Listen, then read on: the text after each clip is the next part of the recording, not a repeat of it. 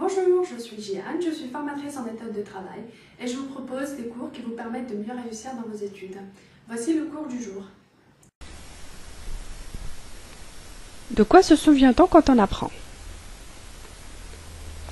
On se souvient des choses qu'on a répétées souvent.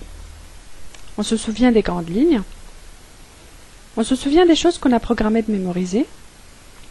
Des choses qui nous ont émus. Des choses qu'on aime. Et des choses dont on sait qu'elles nous sont utiles. Alors, les choses qu'on a répétées souvent. La répétition est la clé de la mémorisation. Il faut répéter à intervalles réguliers.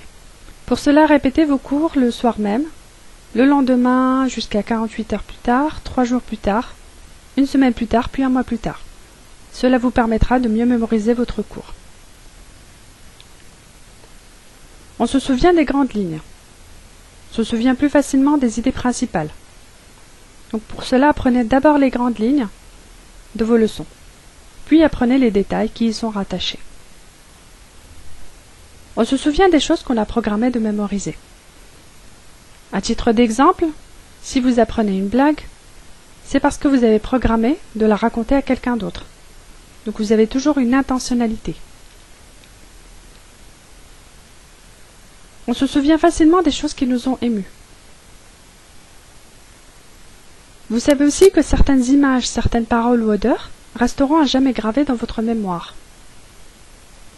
Comme une trace indélébile laissée par une émotion forte, un choc, que vous n'avez même pas ébauché le souvenir de vous en souvenir.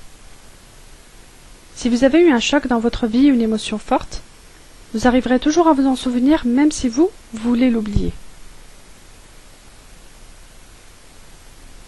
Pour cela, apprenez beaucoup avec vos émotions. Je vous donne un autre exemple. Quand vous essayez de vous souvenir de vos souvenirs d'enfance, vous remarquez que vous vous souvenez surtout des choses qui ont provoqué en vous beaucoup d'émotions. Une joie, une peine. On se souvient facilement des choses qu'on aime. On se souvient des choses dont on sait qu'elles nous sont utiles. Par exemple, pour la blague que vous avez appris, vous l'avez appris parce que pour vous c'était utile de la raconter à quelqu'un d'autre. Comment peut-on utiliser ces données-là pour apprendre? Alors voici mes recommandations.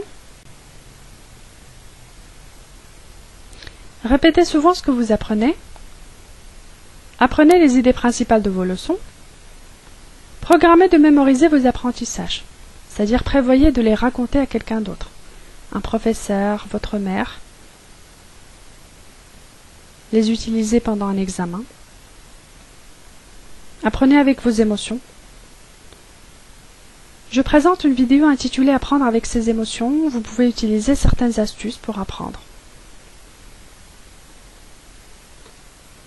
Utilisez les choses que vous aimez pour apprendre. C'est-à-dire pour apprendre du nouveau vocabulaire, utilisez des phrases qui combinent le nouveau vocabulaire avec du vocabulaire que vous aimez. Donc pour apprendre des langues étrangères, utilisez un vocabulaire que vous aimez, puis rajoutez des nouveaux mots. Faites des associations d'idées entre des matières que vous aimez et celles que vous n'aimez pas. Comment les matières que vous aimez peuvent vous aider à apprendre les autres? Apprenez des choses dont vous savez qu'elles vous seront utiles. Par exemple, les règles d'orthographe, les maths, l'anglais. Et n'hésitez pas d'imaginer d'autres utilisations possibles de mes recommandations. J'espère que ce cours vous permettra de mieux vous souvenir de vos apprentissages. Et vous avez également des cours sur l'apprentissage sur ce même site. Je vous donne juste une petite liste des différents cours. Optimisez votre apprentissage en calculant votre rendement effectif. Optimiser une heure d'apprentissage. Apprendre avec les 5 sens. Faire une fiche résumé sensorielle.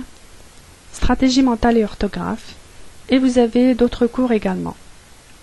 À bientôt!